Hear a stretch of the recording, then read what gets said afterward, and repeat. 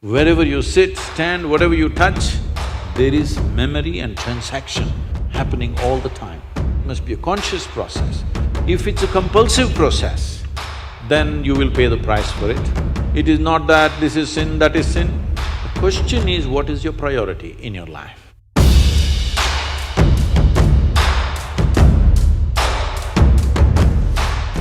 Sadhguru, how can a person stay committed to someone in a relationship? Is it natural to love someone and yet be sexually attracted to others? What should be the proper course of action that should follow, or how does one handle this? See, there is a psychological integrity, there is emotional integrity, but there is a biological integrity also. Integrity does not mean morality. Integrity means you create a situation where it works best for you. So when we say integrity, suppose I say, there is a certain integrity to my body, this means it's strong and resistant to a whole lot of things, isn't it? It doesn't mean I'm morally stuck in something. So I'm talking about… I want you to understand the word integrity in that context. We're talking about integrity in terms of strength of this life. So if that is the thing, is it true? Do you remember how your great-great-great-great-great-grandmother 10 generations ago looked like? Do you remember? No. But her nose is sitting on your face. Yes or no? Body remembers, isn't it? Body remembers your forefathers 1,000,000 years ago. Yes or no? So what you're calling as my body is a heap of memory, isn't it so? Yes. Memory or no?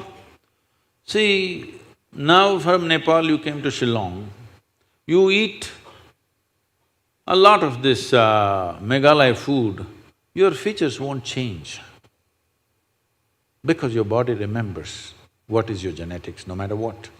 Or you start eating, let's say, cow's food or dog's food, your body will not get confused and become a dog or a cow because there is evolutionary memory in this.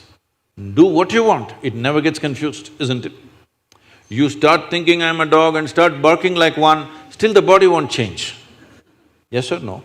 Mentally you can, but body has such a deep-rooted memory. So this entire body, what you have, is essentially a certain integrity of memory.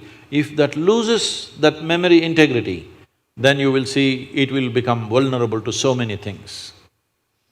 Now, the nature of the body is such that anything that you touch with a certain level of involvement will naturally absorb that memory. Not mentally, physically it'll absorb that memory. Traditionally in this culture, we call this runanubandha. You heard of such a word? Runanubandha. What this means is physical memory that you gather. Why people… you will see this with people, let's say in their home, they will go and sit in one place. This will usually the older people you will see, they want to go and sit in the same place. They won't sit in another place. Have you noticed this? Even your dog, he comes, if he wants to sit here, he'll smell this, he'll smell that, he'll smell that, he'll smell that. And after much searching, he will settle down in that particular place. Next time you chase him somewhere, he comes, he goes and sits in the same place. Because there is memory. Today there is forensic equipment where you're sitting here right now, you went away. After 2, 3, 8 hours, if they come, not with a dog can easily do it. But with forensic equipment, we come here and just check this chair and we know it was you who was sitting here, not somebody else.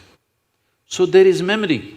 Wherever you sit, stand, whatever you touch, there is memory and transaction happening all the time. Well, you come from Nepal, in India also it's very much there, in south is very strongly there, north maybe it's become weakened. People never give salt to another person. Do you know this? Here also? If somebody gives you salt, you say, please keep it there. Because there are certain materials which transmit memory much better than others. Salt, sesame seeds, lemons, like this if you give traditional people, they'll say, keep it there, I will take it. because they don't want to develop runanabandha with you. Now, in India, if you see older generation of people, if you try to shake their hands, they'll do like this, because they don't want to get runanabandha with you. Because the idea is to keep the integrity of your body's memory in such a way that it doesn't become vulnerable to other things, that you become a very integrated life.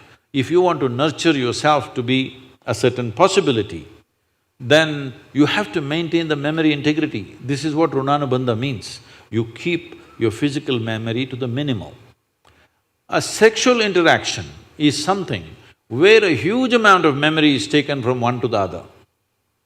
So, always, not in this society, everywhere else, forever people saw the advantage of keeping that memory to the minimal. If you make that memory very complex, you will see to be at ease will become very difficult after some time. There will be pleasure, but there will be no joy in your life. You can observe people, don't go by what I'm saying. You can observe people, they will have pleasure, they will giggle all the time, but you look at them, there is no joy in them, there's no ease. Because the ease will go away with excessive memory. This is not only with sexuality, there are many other things that you do like this.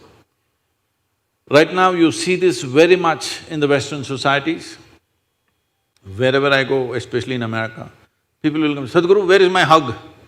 I say, it must be with you. Why is it with me? It is not like at a certain moment when you feel close to somebody, you hug them. It's like all the time you have to touch people. Because today's psychiatrists are analyzing these things and saying that is because they've not been sufficiently touched by their mothers and parents at an early age. When they grow up, they're desperately longing to touch somebody all the time. All these things have a serious impact on one's life.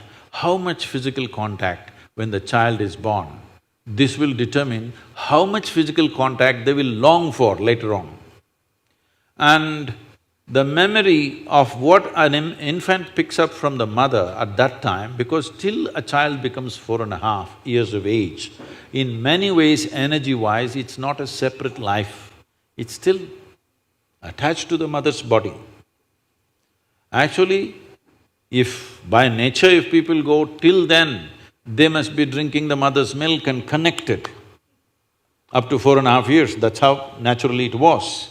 So, the energy doesn't mature. At that time, more and more memory that you get from the mother is better and better to strengthen this.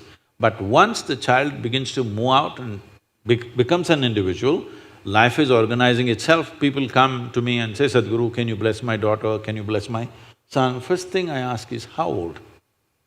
If they say 15, 16, 18, all right. If they're over 21, I say no. Because me blessing you, blessing will not go to your child. You may still think emotionally that's my child, but as far as life is concerned, it's become fully separate.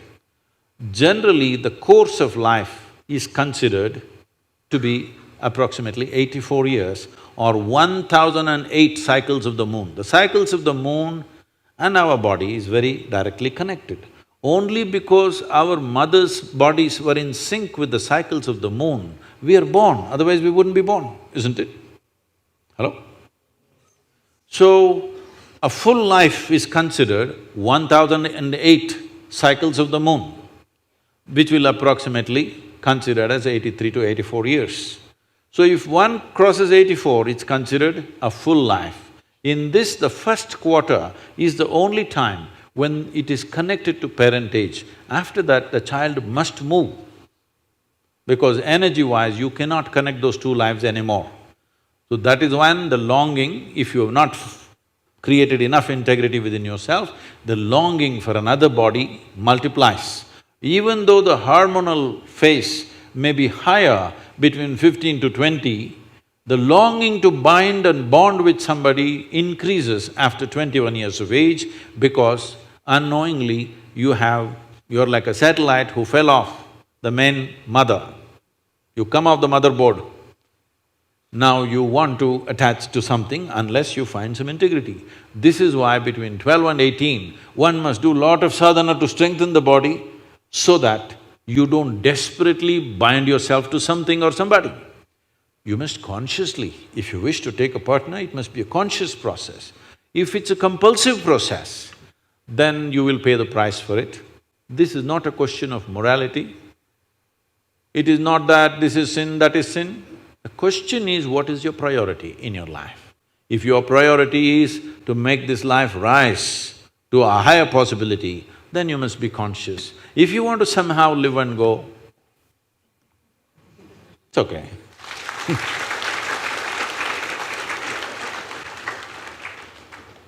Thank you, Sadhguru. I'm sorry if I discouraged You just answered my question, Sadhguru. Thank you so much for that.